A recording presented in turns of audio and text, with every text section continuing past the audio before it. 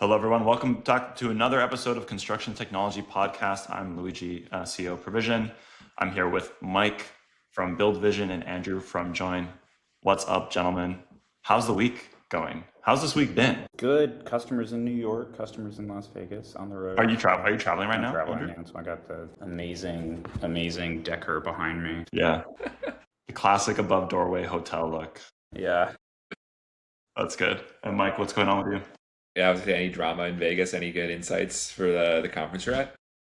No, I'm at like pre-conference stuff, and we're literally at the edge of town. So if you look out the window, like you'd barely know we're in Vegas. So no, not a lot of juicy goss yet. Are you Probably the going best way to do to it. an advancing pre-con in May in Phoenix? Yeah, what presence there?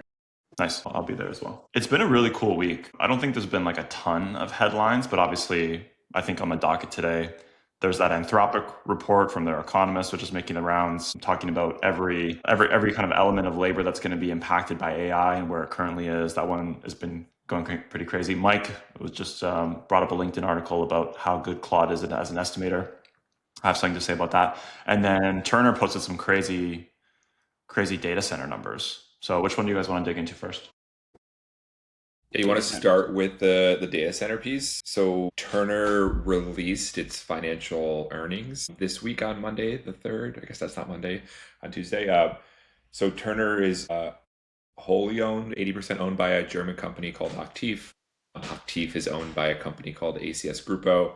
So really, this is the only lens we get into like the financial reporting structure of a general contractor. What I found fascinating about this is Turner was reporting 44% year-over-year growth. So looking at the numbers for Turner's revenue increased 40% from 2024, reaching 29.2 billion. The company's backlog grew 34% year-over-year to 44 billion. Insane. Data centers represent approximately 37% of Turner's backlog and continues to expand. And then I know Luigi's had up the article about data centers slowing down because of permits and electricity capacity. So it kind of seems like a tale of two different stories.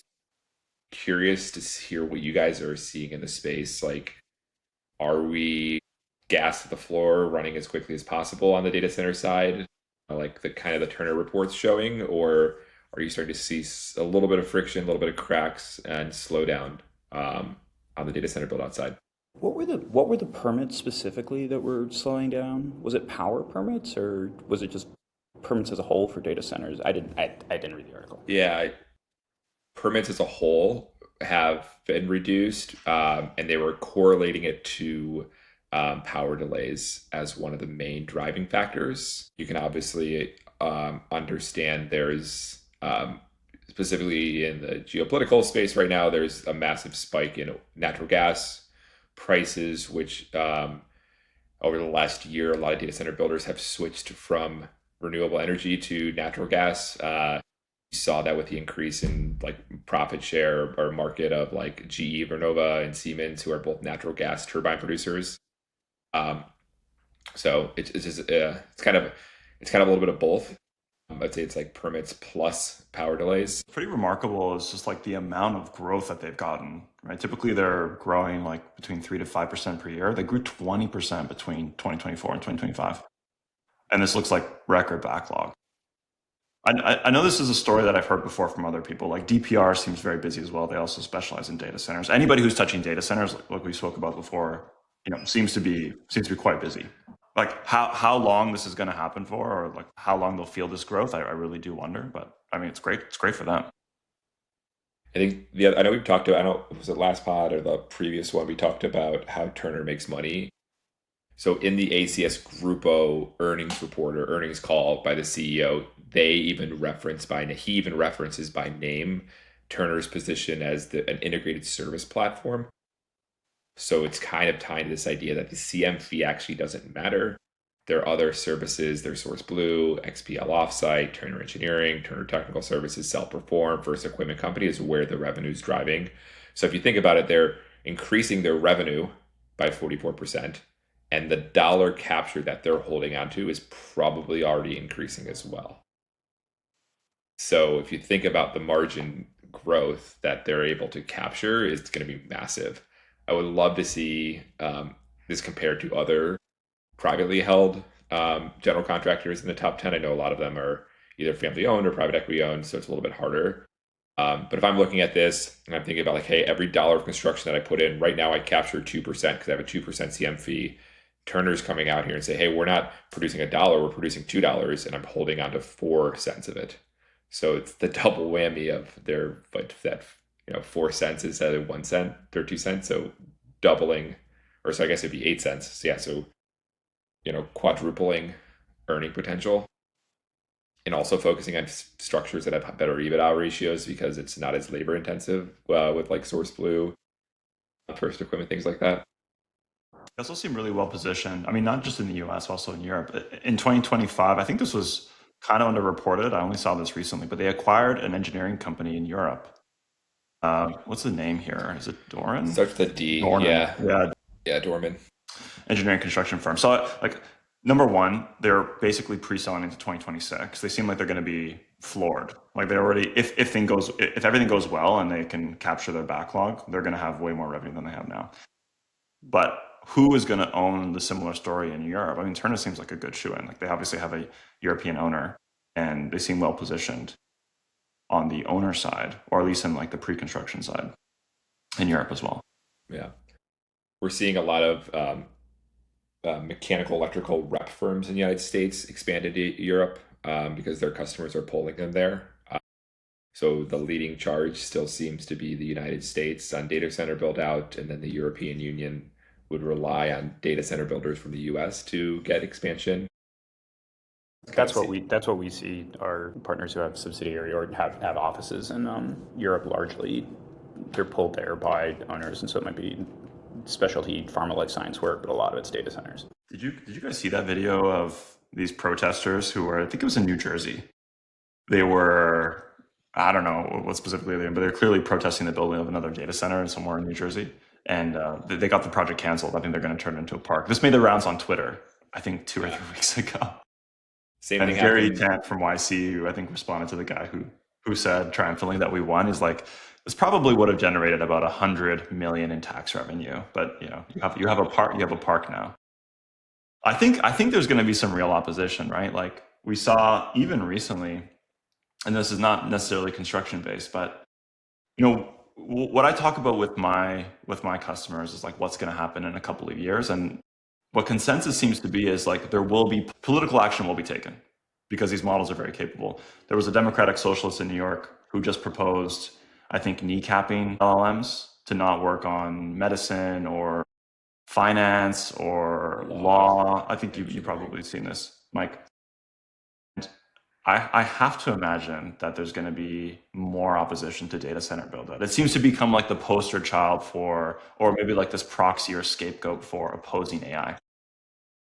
It's the most like visible and easily disruptible thing. It happens in a place and it has strict requirements in terms of power going in and like workers going in and out to build the thing. Does that make sense? Yeah, I don't know. I mean, there's they might be bedfellows, but I saw that headline and that looked to me like a bunch of professional groups looking to use regulatory capture to solidify their position in society as the blessed providers of medical advice or legal advice or engineering expertise. I don't know why. I don't think that one's right. Like I question whether the amount of money we're putting into data centers is the highest and best use of society's resources, but the keeping LLMs from talking about engineering seems so incredibly wrong-headed. Like you already have to have an engineer stamp things.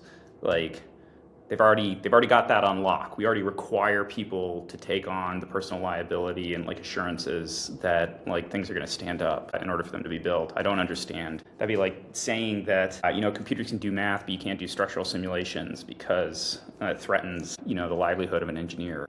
So I was frustrated to see that. That felt like groups who are deriving very good livelihoods from limited access to expertise, like fighting to control access to that expertise. Yeah, I don't think there's really any stopping this. I think we're just going to have to get on board. But look, we can move on to that topic. I think it's a really interesting one. Mike, do you want to talk do you want to say anything else about the Turner numbers? I think overall it's just a great Great business. Wish I could be investor in the Turner Corp. Not sure how I feel about it having to be structured underneath ACS Grupo, but not financial advice. I think the Turner entity is a very, very interesting second tier data center play. Mm. Yeah, like they're a fantastic business. I think anybody who's touching data centers is ripping it right now. I think even like in the Canadian context, PCL seems to be doing quite well. They have some exposure in the US. They're not really in data centers, but like the growth in construction seems fantastic. I forget who posted this LinkedIn post, but I think it was Josh from Try Roger. He was showing the returns of, I'll have to go find the post, but it was the returns of three publicly traded SaaS companies, minus 20%, minus 18%, et cetera. And then the cumulative year-to-date returns of construction companies, which are all, up and to the right. So it's a good news story for construction companies right now. Okay, let's talk about Anthropic's report. Let me just pull it up on screen. Basically, Anthropic, I think it was an economist from Anthropic, published this report on the theoretical capability and observed usage by occupational category. Basically, where's AI currently, and where do we think it's going to go? And they did this radar chart, which is really hard to read. But basically, if you look at management, finance, computer, legal, arts and media, AI is coming for your job. Office and admin, basically AI is coming for your job. The red coverage part here is where it currently is, which kind of seems hard to believe, right? Like, from my perspective, AI is such a critical part of my job now. I'm using it basically every second of the day. This seems like it's underrepresented. Like I was surprised at how small the penetration actually is. What were your guys' thoughts when you saw this?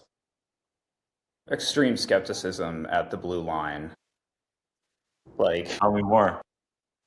tell me about the theory and the derivation of what fraction of tasks can be like performed by LLMs. Like, tell me about the like hard laws of the universe that are being like composed to derive this theoretical blue line that drives like going ongoing investment into a money losing business. Yeah, the blue line seemed like all hype to me. I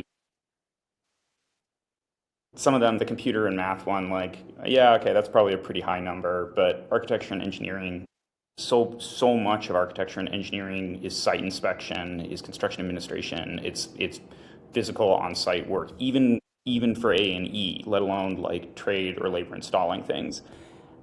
Eh, I don't know how that one gets to 85, and so yeah, I suspect the blue line, but adoption patterns in like the adoption pattern in sales is higher than I thought it was. I don't know what that is. Maybe it's like information retrieval or something. I think it's prospecting, it's customer research, and it's probably some like generative outbound. Our sales team uses AI quite a bit, and they're using a mixture of Apollo and Apollo sequences, which could be AI generated, and research. There's probably a few tasks where people are using it. But Andrew, I think you raised this point, and maybe it was Mike. Architecture and engineering projecting high AI penetration or theoretical AI coverage. Construction, obviously, like very different. I think they're looking at sub 20%. Mike, do you have this? You have this in the bar chart that you can pull up instead of this bar chart? See if I found where to go. I have too many of these things open right now. I think you sent it in the group chat. But I will say, so I did an internship at Arup. So Arup's an engineering firm. They're not multidisciplinary. I did a few things there, but this is when I was still an undergraduate in civil engineering. And I was trying to figure out what I wanted to do. So I was doing some structural, some geotechnical, and some municipal. And I think, okay, as an intern, it's probably not as representative of like what people are currently doing. I was really surprised at how formulaic engineering was. Like you literally have a book, either you're doing steel design or you're doing concrete design. And this is just for those two disciplines, okay? So in civil, you can do a lot of specializations. If you're doing structural, you're designing steel structures, you're designing concrete structures.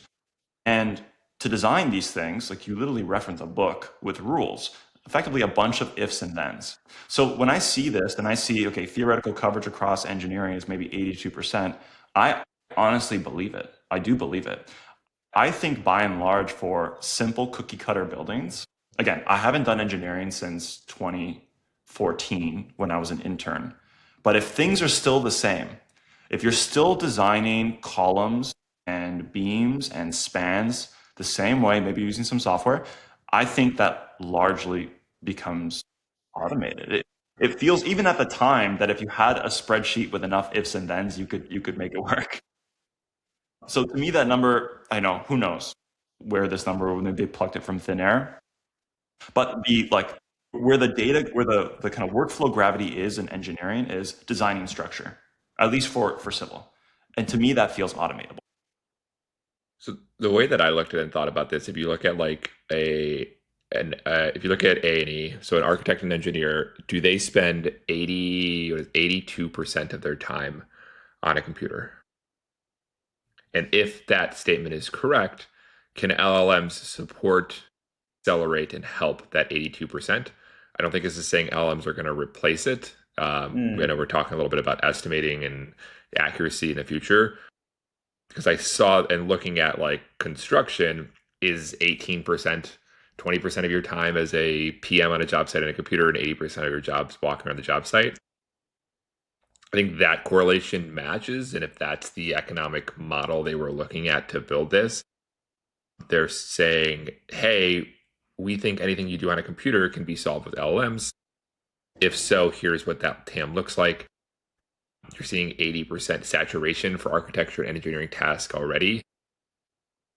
I thought that number was high.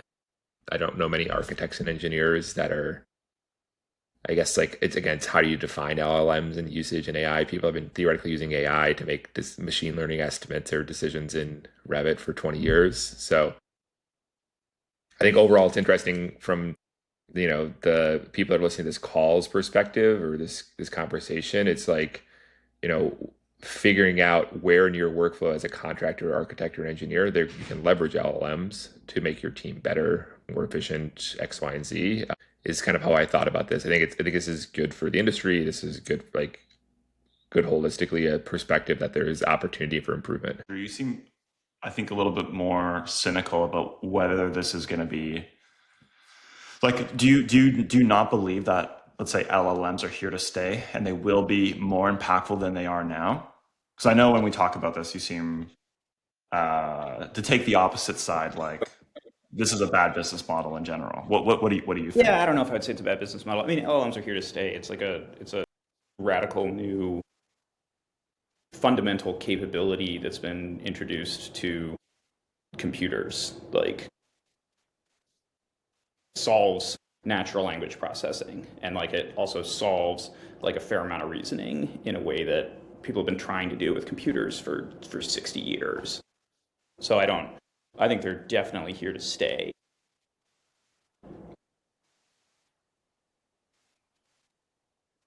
And I think they can be viewed in a chain of innovations that have happened to computers. Like, I'm a software engineer by background. The way that we wrote code in 2022, pick a moment in time before AI generated code got worthwhile, was already radically different from how we wrote code 10 years before that and 20 years before that. So I think it's going to be less disruptive to the economy than Anthropic might have us like to believe. So I think we'll find it seeps in, and like tools that have integrated LLMs, like most of them aren't gonna. I don't think you're gonna get rid of them. Like you can take Claude from my cold dead hands when it comes to writing code, and it's like extremely powerful research tool as well. It's better than Google was before Google got worse like 10 years ago. Now they're going to start, more and more of these companies are going to start selling ads. Like, I don't know, these results might get less trustworthy over time, but I don't know. I'm just I'm skeptical of the pattern of people who have something to sell telling us that it's the thing that's going to change absolutely everything in the world. That's fair. I mean, the people who are going to go IPO and raise capital are telling you that it's a really good investment and that they're going to disrupt all white collar jobs. Happen right now. It kind of feels believable to me. I mean, every week I'm still blown away by how disruptive this technology is. We hired a marketer recently. We worked at Autodesk. He joined us. Never shipped a line of code in his life. yesterday we launched a webinar basically trying to show people how to use Claude because it's a great tool for our customers. And I said, Pratik, I'd like you to publish this pop-up on the website using our repo. He's like, what's a repo? I said, you just have to use Claude, figure out how to ask it to point it to this folder and then ask it to do this thing. And he did it. And he shipped a line of code and it's live on the website. If you go to provision.com, you'll see a modal that pops up asking to join a webinar. And that's done by him, someone who's never coded before in his life. And I think it's still the tip of the iceberg how disruptive this is going to be. So if someone who's never coded can pick up and start coding, I think the TAM of what we're going to be able to make is just going to increase, but also it's going to be really deflationary. I still really believe that SaaS is going to have a really hard time. And this is from someone who sells SaaS, right? Like if your software is not doing a very specific thing, I think it can be vibe coded to a degree. Anyway, I know I'm covering a lot of topics here, but I'm still kind of blown away by how powerful this technology is. Mike, how do you feel? Yeah, I think there's always like the history doesn't repeat, it rhymes perspective. And like the people, like kind of to touch on Andrew's point, the people that are most certain that AGI is coming are the ones that profit from it. But that doesn't mean they're wrong. The internet did change everything, and the .com providers like pet.com promised that everything could be bought online. It's complicated. Like the technology might be real, but the confidence level is inflated based on these incentives and commitment biases. Like you're going out to raise capital. OpenAI raised $110 billion this year, which is 4 times larger than any initial public offering in history. They're burning through capital crazy. Claude is Anthropic is better. I think Anthropic will burn $3 billion this year on. Right now they're at 18 billion in revenue. Yeah, so they're scaling. What's their burn this year? 30? 3. Anthropic's projecting 3 billion in burn. That's it? Crazy. Sorry, that's like net burn. Yeah, they're almost there, right? They just went from 14 billion to 20 billion in revenue in 3 months. It's interesting. And then you're going down the path of, well, what's Apple been doing? The new M5 chip is going to be able to run models on the edge. Which means you can run on a local device. You actually don't need the data center build out, so the cost of inference drops drastically. So a lot of things have to align for the valuations of these companies to hit. So when you look at this chart, they're looking at, my guess would be, again, they're looking at labor. So hey, someone that does computer science spends 96% of its time on a computer. The X billion-dollar industry, we can go capture 96% of it. Yeah. Okay. So what about on-site work? That's the other 20% of this model. I think there's for construction specifically, the other 82%. That's not LLMs. That's theoretically VLMs, robotics. I know we're going to talk a little bit about that. Maybe we kind of shift into that conversation and get your thoughts on the robotics side, Andrew. Yeah, I mean Luigi, I think you had a stance. What was the stance? In 5 years, everything on site is going to be. So okay. This is what I believe, that in 5 years, humanoid robotics will have a meaningful presence on site. I think this for 2 reasons. One, the dexterity of these models are increasing exponentially.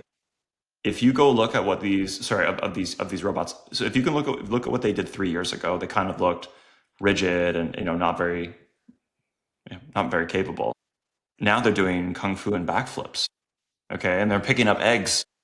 So I think the dexterity and the capability of these models, specifically their hands and their ability to mimic human behavior, is increasing exponentially.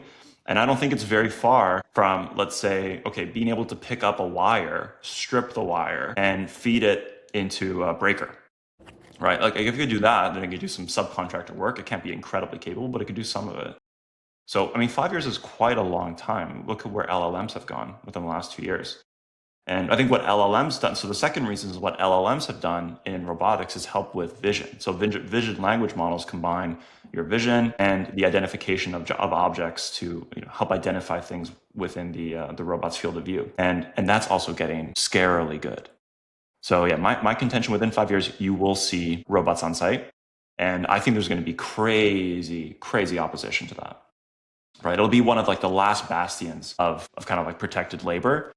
will be, well, my body can go on this site and like, I don't want an AI or robotics to go on site. So I can see both two things. I think that the robots will get there, but I don't think humans are going to let it happen, especially union. What has been the adoption curve for other labor saving mechanical assisted tools on site? Like I was looking around and trying to find it, and DeWalt actually puts out a study every year about job site readiness for electrification, right? And this year they're trumpeting that like finally everyone agrees that job sites can be electrified and you can use battery powered electrical tools instead of like gas or compressed air powered tools, right? I was like, but then the other one, like self-driving cars are like something that's very real now. I was very skeptical of it. Great reason to think that my skeptical stance on all this AI stuff is not to be believed, because I was totally fucking wrong about that one. But like a lot of the technologies that go into that have probably had a faster and larger impact being adopted piecemeal, right?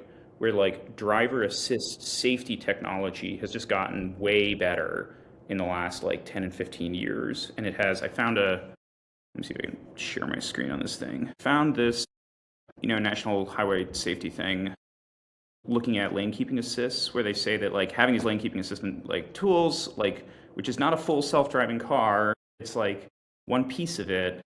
Like, so you're showing the Riverside. Oh, I'm showing the Riverside. Terrible. Classic. Learn how to use technology. Classic. Screen. Entire screen. There we go. All right. And it's a really thrilling visual I wanted to bring up. This, like collection of text in boxes. Yeah. Key thing here is right.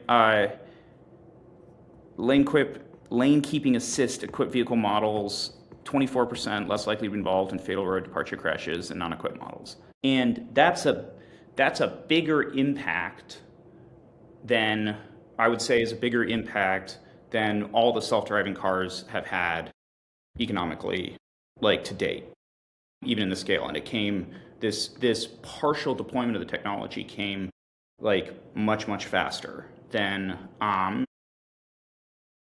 full self-driving cars, which are still available only in limited geographies and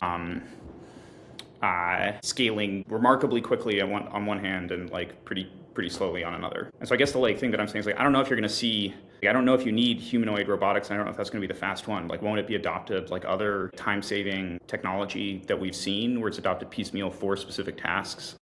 Or do you literally think it's going to be that Turner Construction says we've got the Turner Labor Division and they can self-perform every scope because they got the robots to do it? Yeah, I don't know. I don't know how it's actually going to play out. I just know that I'm confident. I have a theory that the technology will be there. I think the human adoption will be a completely different story. As we've seen, I think what you've shown there illustrates that perfectly. Perspective of the technology, it's not like this is going to diffuse instantly. I had dinner with a general, and I think the change management is a different beast in and of itself. You can't just plug in the latest and greatest. Obviously, you have to work with humans to make that happen. But Mike brought up a point a few episodes ago. It was executives from Turner who left and spun up a new GC and then had all this bonding capacity. And what's to stop people from leaving their current general contractor or subcontractor and just taking the stance of, some of these AI-enabled legal firms? I'm going to be robotics enabled. We're going to compete on labor costs, which is the lion's share of costs. I don't think there'll be anything stopping them. And then if you look at, let's say, like the adoption curves of technology, let's say since like the refrigerator and the automobile, these lines are getting steeper. Hey, yes, like you've got that graph. Pull that up. I have a graph. Pull that graph up. Are they getting steeper? Like, we adopted cars really fucking quickly. Cars are much better than horses. Like, we were done with horses like in the lifespan of a horse. All right. Here's a chart for you. Here's a chart. So it doesn't have cars on it. It doesn't have cars on it. So we adopted smartphones at the same pace we adopted radio. That's not going faster. No. Radio was a century ago. Well, and the internet was slower than radio. I guess radio had crazy product market fit. What was happening before radio? I don't know. It was a lot of boredom maybe. But yeah, this does seem a little bit odd. I mean, internet was like apparently slower than the radio, but smartphones are pretty quick. I mean, I can believe this, right? Like, I know this isn't audited, but This isn't audited. this is from a reputable domain, Andrew. Okay, Yeah. winbuzzer.com. Yeah, winbuzzer.com. Ooh. Yeah, I like the New York Times. The Yeah, this is the font paper here. of record. I'm surprised there isn't a crypto section. Sorry. The ads that I've been hit with are really interesting on this. But I mean, you don't feel this, Andrew? Like you don't think that we've adopted AI, let's say, I mean, faster than the internet? Uh, I mean, we've definitely, it's like, been adopted faster than the internet, but I believe that it's less different than the things that come before it. Like, if you look at, like, we adopted Pokemon Go faster than we adopted smartphones, right? Like, the crazy ramp when Pokemon Go was a craze, but it's not as meaningful of an adoption. There's one, it's a lot easier to adopt quickly because you just have to install an app. Like, there's a platform that it lives on. Two, well, I don't know. I'm thinking Pokemon Go. There's probably a bunch of people who like met their spouses playing Pokemon Go, so it's like a very impactful thing. But I don't know that the fundamental capability of AI is as meaningful as radio or internet. Really? Yeah, I don't know. I I could be wrong. I could be wrong on this, but like your story of your marketer learning to code. That's so awesome. It's amazing. It's so cool when people like get their hands in there and start to code. And that story has happened with Stack Overflow and with WordPress and with no code tutorials and with Excel and with tapping someone on your shoulder and asking for some hands. And like I think AI is actually further lowering like the barrier to entry there. It's like getting an easier and easier on ramp, but that's like that's a story that could have happened 5 years ago. really disagree. I Good. think I think I've just seen enough evidence. I've seen enough evidence to say, well, okay, I will say this. I saw the internet diffuse as a child. I was born in 92. So I can't really say that this time is different. But I can say like the magnitude of this change feels significant. And like, okay, I'll give you one anecdote. I was working at a general contractor's office last Friday. It might have been Thursday, but we were catching up on Friday. And I made a post about this. He had two positions open for a project coordinator. But in combination of using Provision and Claude, he just said, I don't need to hire that coordinator anymore. But this was a need that he had had 1 week prior. But within that week, using our tools and Claude, yeah, it seems like this is a lot more deflationary than the internet, a lot more meaningful. If you can go from like I have a job position to it's filled in a week because I've discovered a tool, to me that seems significant.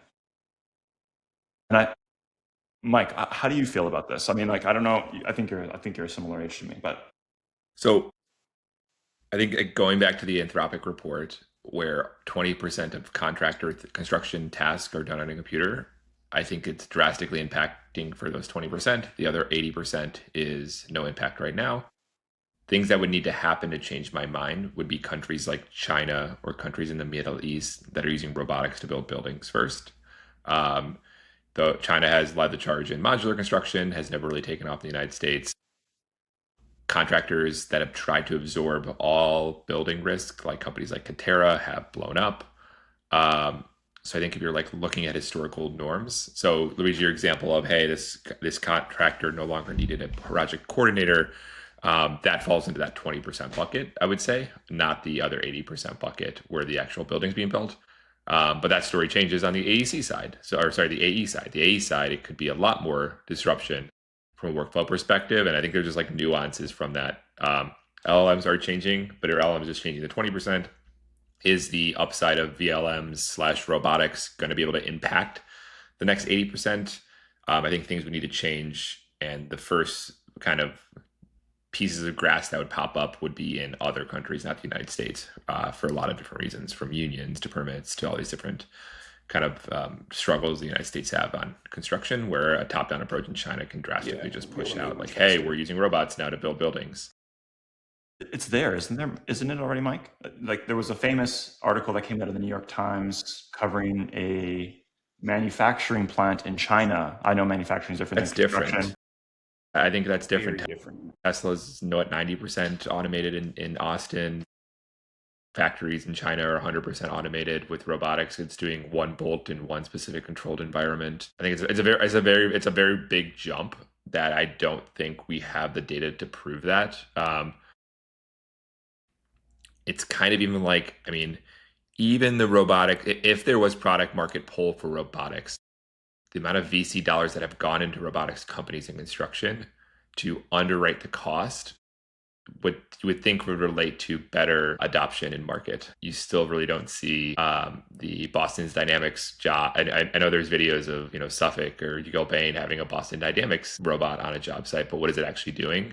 I think it's just an interesting lens. Like, yeah, like I think LMs are solving problems, but going back to that chart of like, hey, solving the 20% problems, not the 80% problems in construction. It's could solve the 86% or 85% problems in AE, but it's just a different task. And some of like the foundational model early creators, like what's the guy from Meta, the AI guy from Meta that just left? He's like LLM solve LLM word problems, Jan not LeCun. not visual problems. So it's interesting. I don't think there's a good answer, and I'd have to see certain things have to play out to make that position change. Okay, well, here, take this perspective. I was working with a subcontractor, a mechanical subcontractor, and we were talking about the biggest problems that they were facing. And for them, it was labor productivity. Okay, so time spent on site.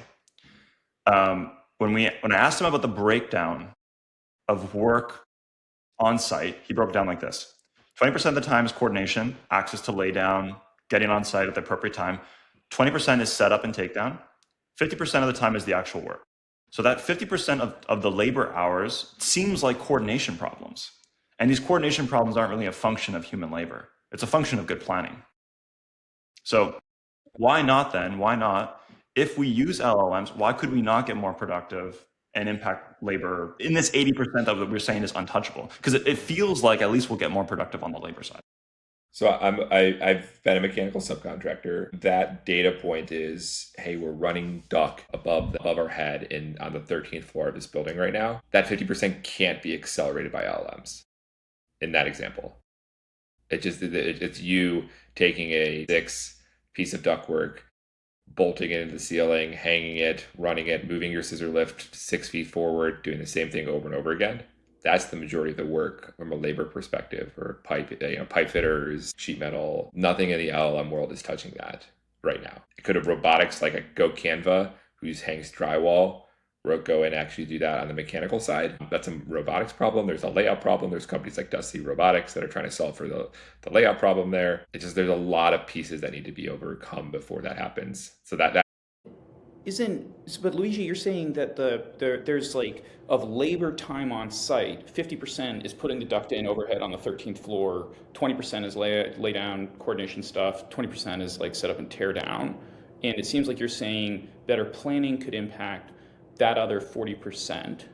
Yes. And it might also impact, I don't know what the loss rates are for rework, but like some fraction of that duct gets torn out, right? Yeah, it's like 10 to 20% of the time.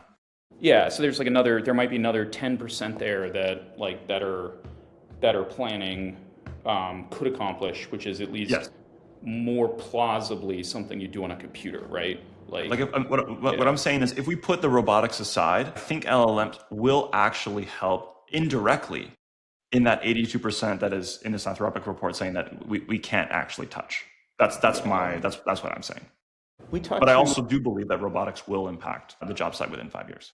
Yeah, we talk to our customers are typically general contractors, many of them self-perform some trades, and they say that it's very difficult to execute, but that being very disciplined about the like flow of information from owner through designer through GC through trade through to installation leads to like measurable 5, 10, 15% improvements in their self-perform capabilities and efficiency on site, which I think it's a data point for like computer work can meaningfully impact productivity on site. My pushback on that is the self-perform what general contractors do is lower complexity things.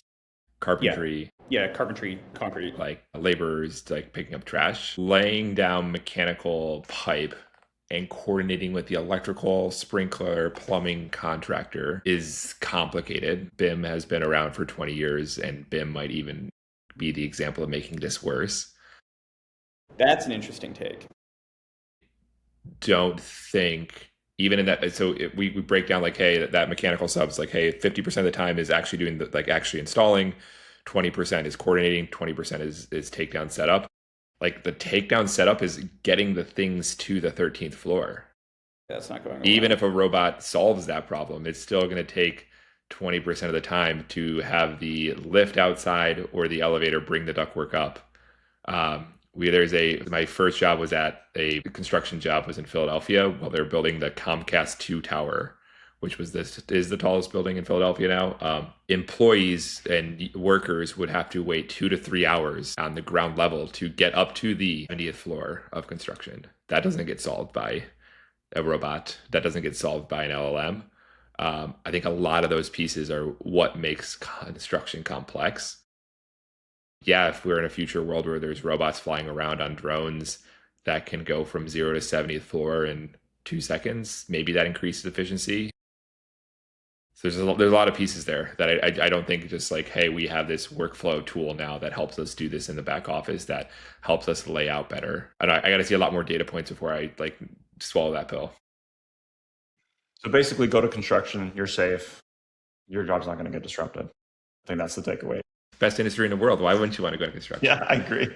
Every construction person I've ever met is always super passionate about what they do. My dad has skylines of every city he's worked in his office. And when we go to a city, he goes, that's a Kone elevator escalator. And there's not many other industries. Like if you go to a JP Morgan banker, they're not like, oh yeah, I helped move a penny. I made a penny off of this transaction by helping my customer buy or sell this stock 40 years ago.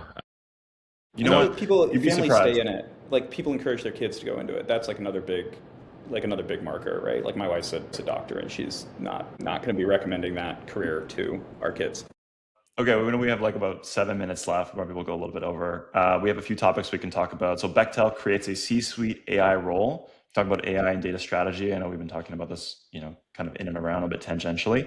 Or we can talk about VLMs. Which one do you want to go into, guys? Let's do the AI role because we can talk about the VLMs next week. That's good. Okay, let me pull it up on screen. So this is, I think, about 2 weeks old, but Bechtel appointed basically an AI czar and I'll pull out the article here on Construction Dive. Virginia-based builder tapped John Platt, 25 veteran, to lead the tech transformation of its engineering, procurement, and construction delivery method. So Bechtel, obviously, global, very large construction company that's done a lot of work throughout the world. They've appointed, I'm trying to find the specific name of the role, but it's basically leading AI efforts across the entire organization. So I think my point on this in the notes was there aren't many companies that are Bechtel, and there aren't many companies that have the overhead and the profit to the aggregate profit to appoint a role like this. But I personally believe that this is like the right move, depending on what their day-to-day is. I think this is such disruptive technology that you do need a point person. Like in previous episodes, I've called this a tinkerer, but you need someone to lead the charge. Like I think in any technological change. So depending on what they're doing, I think this is a really interesting role. I think if GCs and subs are looking at this, I personally think you need to designate a tinkerer of your own, somebody who is tech literate, who has some sway in the company, who has some budget, because it's already proliferating. And see how excited people are when they use Claude and they figure out they can automate a work breakdown structure, or they can get somewhat close to a defensible estimate. Now, I actually think the estimates are really bad, but that's a different story. Yeah, I feel like it scales down with company, right? Like when we talk to our top 10 firms, right? There's IT organizations, and then there's innovation organizations, and then there's like tech groups inside of a bunch of the functional groups. So it's like this really scaled infrastructure inside the org. At smaller firms, there's often like the tech guy, just like the guy is into tech inside of a given team. And everybody, it seems like they get time and budget. It might be fractional. It might be a fraction of their time and budget, but it's fractional and allows them to go out and understand things and carry it back to the rest of the org. One pattern we're seeing, and I'm curious if you guys are seeing this as well, is that large firms are leaning into we own the data, we control the data, we control how it's used strategy. They have these large, well-staffed organizations. They're setting up data lakes and data warehouses and data lake houses and data ware lakes and pulling data out of tools and then building, their own consumption of it on top of it. At least a few of them did not appreciate having one of their AI vendors kneecapped by a public company's like API last year, which was sort of interesting to hear. So the big ones are doing it themselves. It feels like there's two other groups. Like one that's doing it is looking to existing vendors to help them understand and adopt this stuff. And then a third that's not really doing anything at a corporate level. Although I imagine everyone at the company is running around with Copilot and Claude and ChatGPT because everyone else is at every other company. I don't think Claude hasn't diffused in construction as much as ChatGPT. Like I think people are still catching up to Claude. Some constructors I spoke to have say, so what's a Claude? What's an Anthropic? I don't even know what that is. To me, it's a staple of my workflow. But I think people are going to learn how amazing it is. And anyway, for the people who haven't heard about it, it's effectively a ChatGPT competitor, effectively. I find the capabilities to be better. Now, we could argue whether that's true or not, but the chat takes a more agentic approach to answering some questions, and it's more free form, meaning I can compare 3 vendor quotes and do some bid leveling. I can develop a work breakdown structure. I can develop a scope of work. And these are things you can do within OpenAI as well. But just like having human labor, you evaluate the suitability and the power of the tool based on its output. And I find the outputs just to be more thoughtful. So in any case, I think this is where the industry is going to be going. People are going to look to third parties or consultants. Hey, I need an AI strategy. I need to work with some AI tools. What are we going to do about that? But Mike, you're working with a lot more subcontractors. Where are you seeing them relative to general contractors to the degree that you're aware of what GCs are doing? Are they pretty far along? Are they adopting AI as much as, let's say, like us on this call are? Like, where are they? Yeah, I think everyone's leaning into AI in some capacity. A lot of the executives at subs and contractors that I'm talking through are having a thought process of like, are we a tech company or are we a contractor? And would I rather allocate resources into becoming a better contractor than becoming a tech company and having to compete at scale with these tech companies that are getting invested by VC capital? It's interesting. And I know we're going to chat a little bit about this next week, but as these workflows become commoditized, say AI takeoffs, AI scope gap analysis, does it actually hurt the contractor more than it helps the contractor? Because if your differentiator was before, hey, I would our team had the industry knowledge to make decisions effectively, give that good feel to the owner, and now everyone can do that with AI.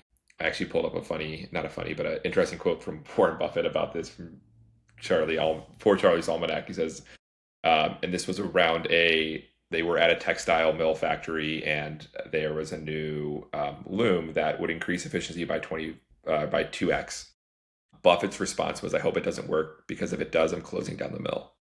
And why he said that, and what you saw in the 80s, was all of that manufacturing power went to China, to Asia, because it became commoditized. There was, hey, I have a machine that does it 100 times better, 2x better. So now it's just a commodity price and it's a race to zero. As we talked about kind of at the beginning of this call, you see Turner expanding into other avenues because they don't want that CM fee to be a race to zero. And I think this AI tooling only accelerates that. So it's going to be beneficial for contractors to lean in. We've taken the very strong position that we're going to continue to rely on all frontier models and never train our own models for that exact reason. We're not model builders. We're not researchers understanding LLMs. We're going to bet on that. And I think my bet for the contractors that win will be betting on the companies that help them better do that. I think, was it BuildOps or Service Titan, the head of marketing, was on Bricks and Bytes this week, and he said 71% of his customers, which are mostly subcontractors, are using AI in some capacity. But it's through their tool, not necessarily, hey, I'm going to spin up a Claude code that I have to now maintain or have a team to maintain. And it comes down to hiring as well. Would you rather go work at a mid-tier general contractor as an AI engineer, or would you go rather work at Google as an AI engineer? It's fascinating. Because then you break that piece down, there's probably only 200 people that are actually impactful in the LLM space, and they're all getting 8-figure contracts from Anthropic and OpenAI. And is a GC going to be able to compete with that, or would a GC be able to tap into that model? Like, I always have a funny rebuttal to another construction tech founder that was bragging about the size of their AI team. And my note was, my AI team is the summation of Anthropic, OpenAI, and Google, and you'll never be able to beat that, no matter how much money you spend. So that's how I'm thinking about it. That's how I think contractors are thinking about it. And it goes back to that model that like we're living in a bubble where AI is changing the world, but contractors are still building buildings and they see and hear all this noise, but they were also promised and heard all this noise from Procore or PlanGrid, making them 100% more efficient. No, thank you, gentlemen. Yeah, good chat. Thanks everyone for joining in. Talk soon. We'll talk again next week. Thanks everyone.